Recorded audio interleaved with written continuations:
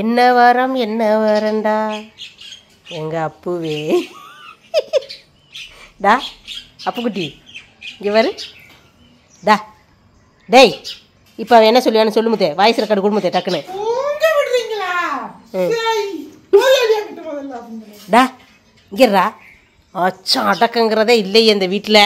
யாருக்குமே அச்சம் அடக்குன்றதே இந்த வீட்டுல இல்லையே. எதுக்கு இருக்கணும்?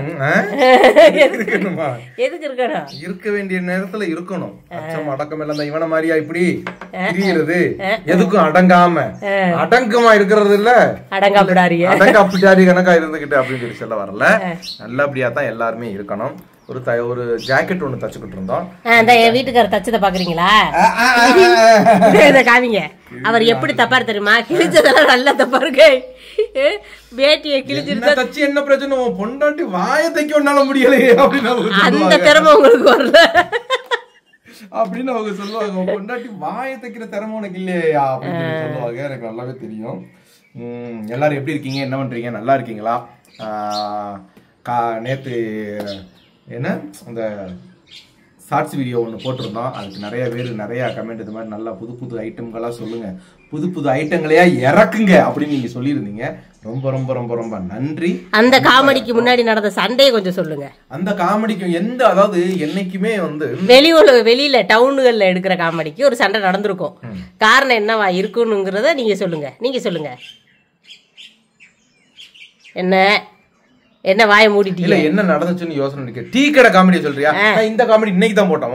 ரைட். நம்ம டீ கடை காமெடி சொல்றியா? அந்த காமெடியில அங்க எடுத்துக்கிட்டு இருக்கும்போது இவங்க என்ன சொன்னாங்கன்னா, அந்த டீ கொண்டு வர்றாரு காஃபி, அவர் கொண்டு வரும்போதே எடுப்போம்னு சொன்னாங்க. நான் சொன்னேன் அப்படி எடுக்கக்கூடாது.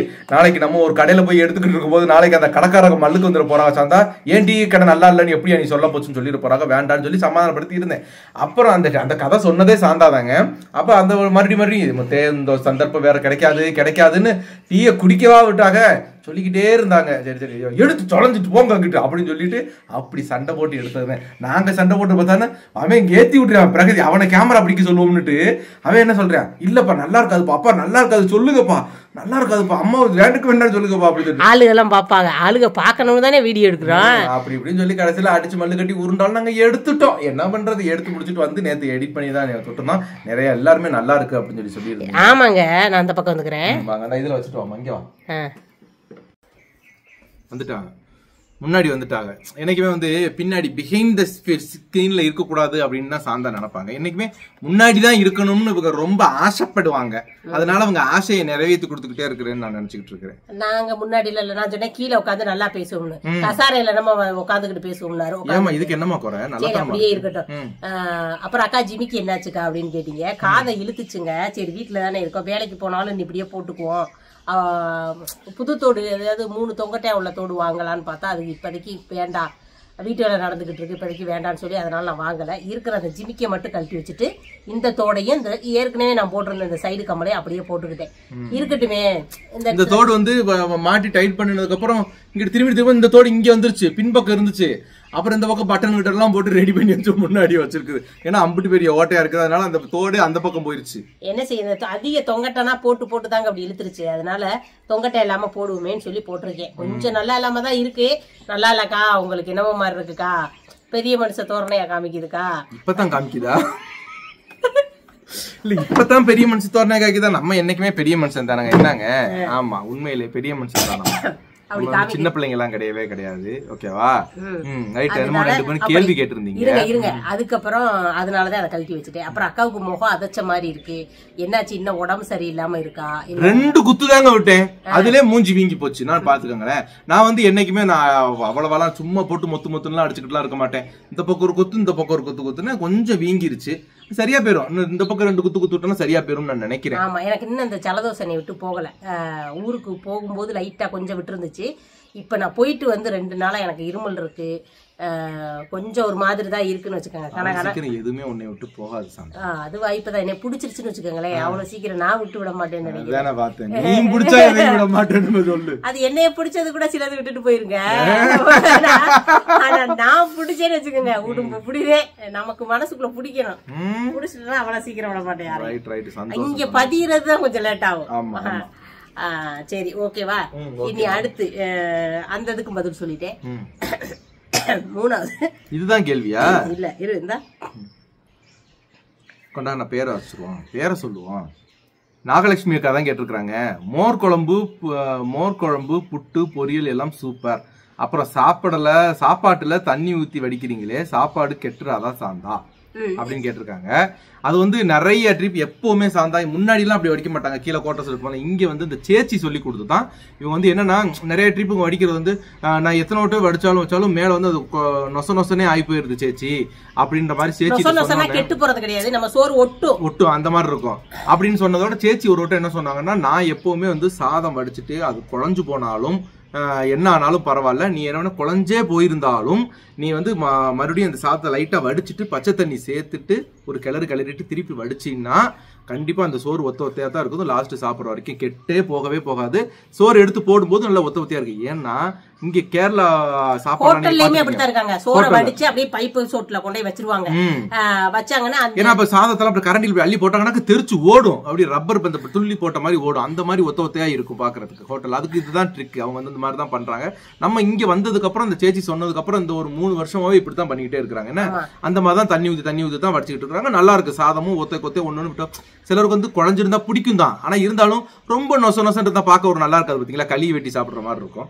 இதுன்னு போது ஒத்தையா நல்லா இருக்கு சாப்பாடு. சோறு கெட்டெல்லாம் போக கிடையாது, கெட்டு போகல. இங்க கெட்டு போகல. நம்ம ஊர்ல என்ன சிதின்னு தெரியாது. நம்ம ஊர்ல வெயில் சூடு, அதுவும் இல்லாம நீங்க பொன்னி அரிசி, நாங்க ரேஷன் அரிசி தாங்க வடிக்கிறோம். ரேஷன் அரிசிக்கு எனக்கு இங்க ஒண்ணும் பண்ணாது, நாங்க தள்ளிடுவோம். ரேஷன் அரிசியா இருந்தாலும் பொன்னி அரிசியா இருந்தாலும் நான் இந்த மெத்தட்ல செஞ்சுதான் வடிப்பேன், ஒண்ணுமே ஆகாது. நம்ம ஊர்ல போய் இப்ப வடிச்சியான்னு கேட்டா நான் எங்க அத்தை வீட்டுல இருக்கல அப்படி வடிக்கல. மொத்தமா அரிசியை போட்டு நல்லா வேக விட்டு தான் வடிச்சேன். ஏன்னா அங்க போய் அந்த அரிசி எப்படின்னு தெரியல, எனக்கு பழகுறதுக்கே 2 நாள் ஆச்சு. முதல் நாள் விதையா வடிக்கிற மாதிரி தோணுச்சு, மறுநாள் கொஞ்சம் வேக விட்டு வடிச்சேன். அடுத்த நாள் பழகி வரும்போது 4 நாள் 5 நாள் இங்கிட்டு வந்துட்டேன். அதனால நான் அதுக்கு நிக்கல, விசப்பரிச்சைக்கு நிக்கல. நான் போய் எங்க செட்டில் ஆகும்போது கண்டிப்பா ட்ரை பண்ணி பாக்குறேன். நம்ம ஊர்ல இருக்கவங்களுக்கு சூட்டுக்காக என்ன ஆகுங்கிறது எனக்கு தெரியாது.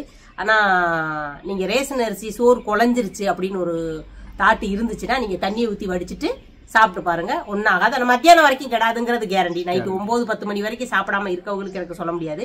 நைட்டு மத்தியானம் வரைக்கும் சாப்பிடுறவங்களுக்கு கேரண்டியா. ஆனா எங்களுக்கு மத்தியானம்லாம் கிடையாதுங்க. நைட்டு நாங்க தியேட்டருக்குலாம் போயிட்டு வந்துட்டு மத்தியானம் நைட்டு 10-10:30 கூட நாங்க சாப்பிட்டு இருக்கோம். மறுநாள் வரைக்கும் சோறு வரைக்குமே சாதம் ஒண்ணுமே ஆகவே ஆகாது. அது இங்க நம்ம ஊரத்தான் நான் சொல்ல வரேன்.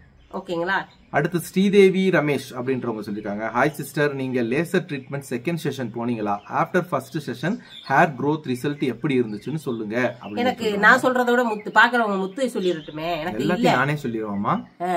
நல்லாவே இருக்குதுங்க உண்மையிலேயே. இங்க வருங்க க்ரோத் எல்லாம் இங்க வரலாம் எதுவுமே கிடையவே கிடையாது, நல்லா வலுவலுன்னு தான் இருக்குது.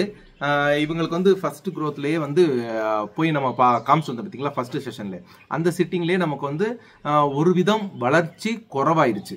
ரொம்ப உள்ள வந்து அதிகமா வளரவே கிடையாது. எந்த சைடுல இருக்கலாம் அதிகமா இங்க மட்டும் லைட்டா வளர்ந்துருந்துச்சு. இந்த இடத்துலலாம் 2வது சிட்டிங்க்கு போறதுக்கு முன்னாடி லைட்டா வளர்ந்துருந்துச்சு. அப்ப அவங்க என்ன ஒரு வார்த்தை சொல்லியிருந்தாங்கன்னா, நீங்க இன்னும் நல்லா வளர விட்டு நீங்க வந்துருங்க.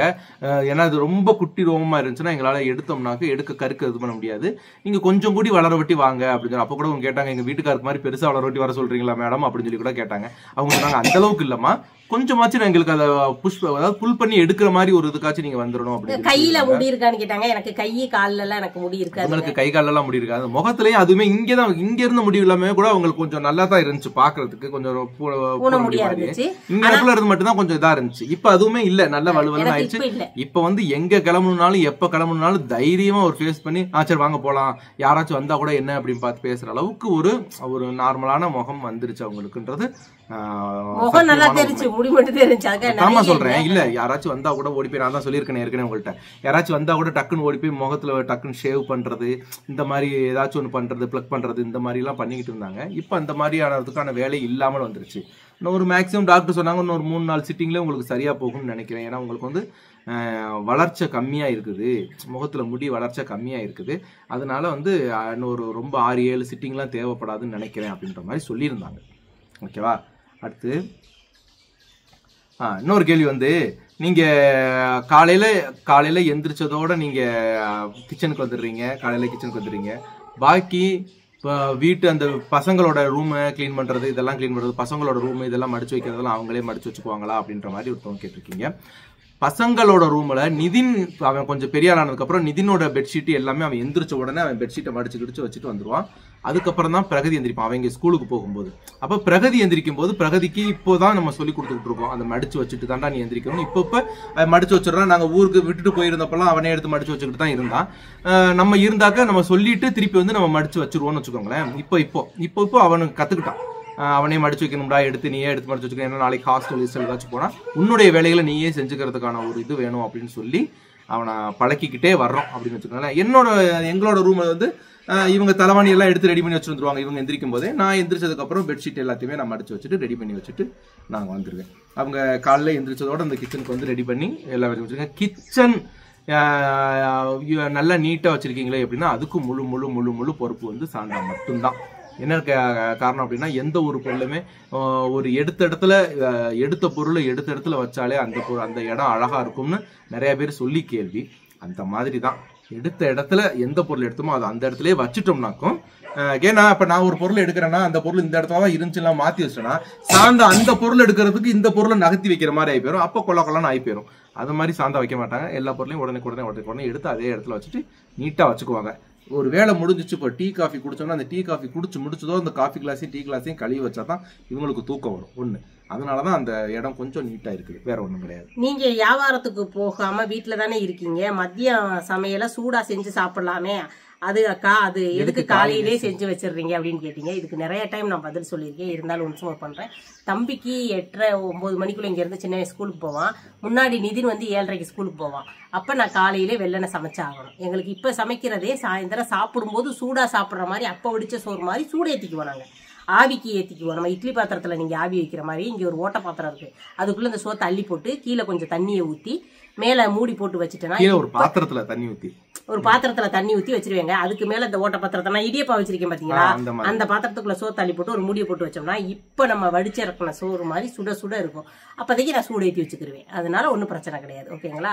தம்பிகளுக்காக நான் நேரத்துல போகிறேன். ஸ்கூலுக்கு கொடுத்து விடணும், காலையில சாப்பாடும் வேணும், டிஃபனும் வேணும், மத்தியானம் லஞ்ச் வேணுங்கிறனால நான் அதை செஞ்சிடறேன். அதனால நேரத்திலே சமைச்சிடறேன். நம்ம வியாபாரத்துக்கு இப்பதான் போகல, ஆனா இப்படியே இருப்போம்னு சொல்ல முடியாதுல்ல. நம்ம வியாபாரத்துக்கு போற மாதிரி இருந்துச்சுன்னா டக்குன்னு போயிடலாம் பாருங்க. அப்பவும் பசங்களுக்கு லீவாகவே இருந்தாலும் நம்ம வியாபாரத்துக்கு போனோம்னா கண்டிப்பா அவங்க மதியம் சாப்பிடறதுக்கு காலையிலே செஞ்சு வச்சுதான் ஆகணும். அதுக்காகவே அப்படியே பழகிடுச்சு. நீங்க தக்கான ஓயாம அப்பளம் கேக்குறாங்க. அப்பளத்தில் உப்பு வரும்போது ஓயாம அப்பளம் சேர்க்கக்கூடாது, நல்லது கிடையாது அப்படின்னு சொல்லியிருக்கீங்க. கண்டிப்பா அப்பள பூல அவ்வளவா உப்பு இருக்கும்னு சொல்ல முடியாது. நம்ம ஊர் அப்பள பூ இருக்கு பாத்தீங்களா, அதுதான் இப்ப 2-3 நாளா சேர்த்துட்டு இருக்கோம். ஆனா மேக்சிமம் இந்த வீட்டுல அப்பளம் இருக்கும், எல்லா நாளுமே அப்பளம் இருக்கும். அதிகமா சேர்த்துக்க மாட்டோம், 1-2 தான் எடுத்துப்போம். பொரிச்சு வைக்கிறது நிறைய பொரிச்சு வச்சிருவாங்க தான். அது வந்து ஒரு பாக்கெட் 2 கீரி உடச்சு இந்த மாதிரி தான் பொரிச்சு வைப்பாங்க. ஒரு பாக்கெட் தான் வாங்குவோம். ஒரு பாக்கெட் 40 ரூபாய் 30 ரூபாய் நினைக்கிறேன். அந்த ஒரு பாக்கெட்டை 3 தவணை அந்த ஒரு வாரத்துக்குள்ள வச்சுக்குவேன். ஒரு வாரத்துக்கு வச்சுக்குவேன்னு வச்சுக்கோங்க. 3 தவணையா எடுப்பேன். ஒரு நாள் விட்டு ஒரு நாள் அப்படி வரும்னு வச்சுக்கோங்க. 2 நாள் விட்டு ஒரு நாள். அந்த இதையுமே ஒரு தவணை எடுக்கிறத இப்படி ஒரு கீரு இப்படி ஒரு கீரு 1-2 கீரி, இந்த பக்கத்து 2-4 கீரி, இந்த பக்கம் 4 கீரிவேன். இந்த அப்பளத்தை நம்ம ஊர் அப்பளத்தை அப்படியே போட்டு பொரிச்சுக்குவேன். ஸோ அது வந்து நிறைய 3 டைம் வரும் எனக்கு. அந்த வாரம் ஒரு இதுக்கு வந்துரும்னு வச்சுக்கோங்களேன். எங்களுக்கு ஒன்னும் பிரச்சனை இல்லைன்னு நினைக்கிறேன். 4 பேர் 3 பேர் தானே இருக்கேன். 2 அப்பளம் வச்சு எடுத்தா சரியா போயிடும். இது வரைக்கும் ஒரு பிரச்சனை இல்லை. இனிமேல் எப்படி இருக்குன்னு தெரியலங்க. ஓகேங்களா. இருந்தாலும் மாத்திக்க முயற்சி பண்றோம். பிள்ளைங்களுக்கு என்னமோ அதை அப்பளம் வச்சு சாப்பிட்டனால புடிச்சு போச்சு, அதை எதிர்பார்க்கறாங்க. அது எதுக்குன்னா நாங்க அந்த சோத்துல குழம்புல உப்பு இல்லாட்டி இந்த அப்பளத்தை வச்சு அட்ஜஸ்ட் பண்ணிக்கிறோம். அந்த அப்பளம் கொஞ்சம் உப்பா இருக்கனால அதோட சேர்த்து போட்டு பிணைஞ்சாக்க அது ஒரு ஈக்குவலைசேஷன் ஆகி போயிருதா, அதுக்காகத்தான், வேற ஒண்ணுமே கிடையாது. இன்னும் இப்பதான் கமெண்ட் தேடுறியாமா? இல்ல இல்ல இதுன்னு அதான் படிச்சிட்டோமே, சொல்லிட்டோமா? 2-3 நான் எடுத்து வச்சிருந்தேன். இப்ப நான் போட்ட சமையல் வீடியோவுக்கு நீங்க வேணுக்குனே போட்டீங்களா அப்படின்னு கேட்டா கண்டிப்பா கிடையாது. நேத்து வீடியோ ஷார்ட்ஸ் வீடியோ பாத்திருப்பீங்க. அது உங்களுக்கு நான் எப்படி எடுத்து காமிக்கிறதுன்னு தெரியாது. இதுல பாக்குறேன் என்னோட நேத்து ஷார்ட்ஸ் வீடியோல, நேத்து போட்டிருந்த வீடியோல ஃபர்ஸ்ட் கமெண்டே 100 சில்லற பேர் அதைத்தான் சொல்லிருந்தீங்க. என்னது ஒரு ஹவர்ஸ்ல இவ்வளோ டிஷ்ஷு பாத்திரம் வாஷ் பண்றது ஹவுஸ் கிளீனிங்ல எல்லா ஒர்க்கும் கண்டிப்பா முடியாது. எங்க நீங்க ஒரு மணி நேரமா லைவ் போட்டு அந்த வேலையை பண்ணுங்க பாக்கலாம் அப்படின்னு சொல்லி எல்லாம் மலர் செந்திலா. ஆமா மலர் செந்தில் அவங்க அப்படி மலர் செந்தில்ங்கிறவங்க கேட்டிருந்தாங்க. அது இல்லாம நிறைய இருந்தாங்க. தேங்காய் பால் இடியப்பம் செய்துட்டு பாத்திரம் கழுவி 1 மணி நேரத்துல குழம்பு சாப்பாடு எல்லாம் எப்படி வைக்க முடியுது? அது கேட்டவங்க யாரு தெரியுமா? சித்ரா ரமேஷ் அப்படின்னு கேட்டிருக்காங்க. அதுக்கு கீழே 9 பேர் போய் சொல்லிருக்கீங்க. இதெல்லாம் கேட்காம நான் அந்த இதை எடுத்து போட வேண்டிய அவசியம் இல்லை. இன்னைக்கு கூட அதுல சொல்லியிருந்தீங்க தற்பெருமைக்காக இப்படி வீடியோ அதுவா உண்டாக்கி இருக்கு, கண்டென்ட் உண்டாகி இருக்குன்னு. நீங்க கேள்வி கேட்டனால அதுக்கு நான் என்னோட நம்ம செய்யற செயல் உண்மைங்கும் போது யாருக்கும் பயப்பட தேவையில்லை. அதனால நான் செஞ்சு காமிச்சு வீடியோவும் போட்டேன். இதுக்கு மேல என்ன, அதாவது இந்த ஒரு மேடையில தான் சொன்னாங்க, விஜய் டிவியா தமிழான்னு தெரியல, அதுல அவங்க பேர் என்னென்ன, அவங்க என்ன திட்டிவிடாதீங்க, பேர் தெரியல, ஆனா அவங்கள பிடிக்கும். ஆங்கர் அவங்க தான் அர்ச்சனா மேடம் தான் சொன்னாங்க. என்ன சொன்னாங்கன்னா, என்ன செஞ்சாலும் குறை சொல்லுவாங்களாம். அப்ப இல்ல அவங்க இப்படி இப்ப சால் போத்திக்கிட்டு வந்தா ஒரேதான் போத்திக்கிட்டு வரேன்னு சொல்றாங்க. சால் போத்தலைன்னா ஒரேதான் சால் போத்தலைன்னு சொல்றாங்க. நின்னா சொல்றாங்க, உட்காந்தா சொல்றாங்க, சிரிச்சா சொல்றாங்க, தூங்குனா சொல்றாங்க. அப்படி ஒன்னொன்னுக்கும் சொல்லிக்கிட்டே இருக்கும்போது நம்ம அதுக்கு ஒன்னொன்னு சொல்லி திருப்பி திருப்பி செஞ்சுக்கிட்டு இருந்தோம்னா திருப்பி ஏதாவது ஒரு குறைகள் வந்துகிட்டு தான் இருக்கும். அவங்க சொன்னா எல்லாத்துக்குமே இனிமேல் அப்படித்தான் போகுது. என்னோட செயல் ஏதோ அதை நான் செஞ்சுக்கிட்டு போறேன். ஓகேவா? என்னடா நாங்க கேக்குறதுக்கு பதில் சொல்லலையே அப்படிங்கிற ஒரு தாட்டுக்கு நீங்க வந்துடக்கூடாது. இதை மத்தவங்க புரிஞ்சுக்கணுங்கிறதுக்காக நான் இப்ப இந்த பதிலையும் சொல்றேன். ஓகேங்களா? எல்லாத்துக்கும் நாங்க சொல்லிருப்போம் நினைக்கிறேன். இன்னைக்கு வீடியோ இப்படி இனிதே போயிருச்சு. நாளைக்கு என்ன வீடியோ வருது என்னன்றதை நாளைக்கு பார்க்கலாம். ஓகேவா? ஓகேங்க, பாருங்க, பத்திரமா இருங்க. பாய்.